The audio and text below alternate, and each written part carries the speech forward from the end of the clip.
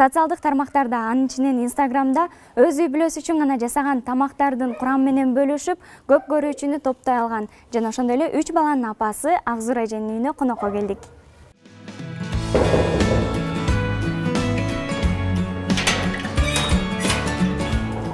Келиңиз. Кандайсыз? Жакшы.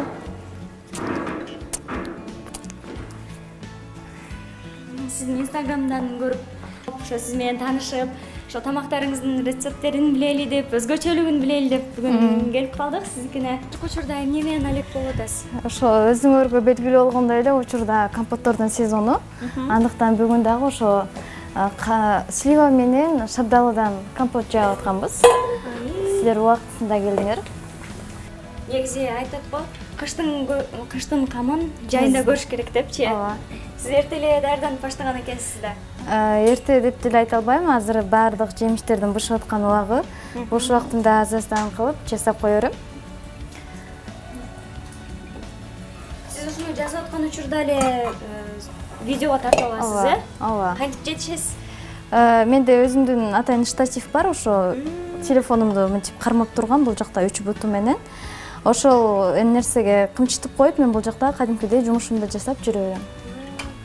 Тамактардын, салаттардын, ошондой компоттордун рецепттерин каяктан үйрөнөсүз? Көбүнчөсү интернет булактарынан изденем. Кээде өзүмө баягы фантазия келип калганда өзүмчө мындай мисал катары кылып 1-2 банка жаап көрөм. Эгерде жакшы чыкса, Инстаграмдагы досторум менен бөлүшөм.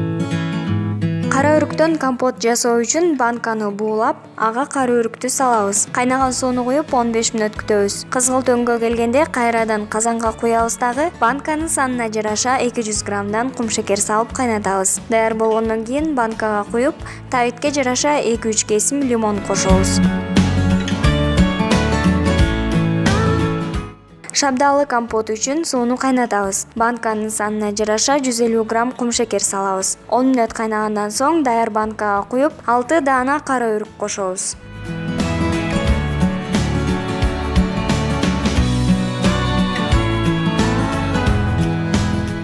Мынакей 2 сааттын ичинде Акзура эжебиз 2 түрдүү компотту даярдап койду. Эгерде сиз дагы өзгөчө курамдагы тамак ашты жасайын деп турсаңыз, Акзура эжеден кеңеш алсаңыз болот.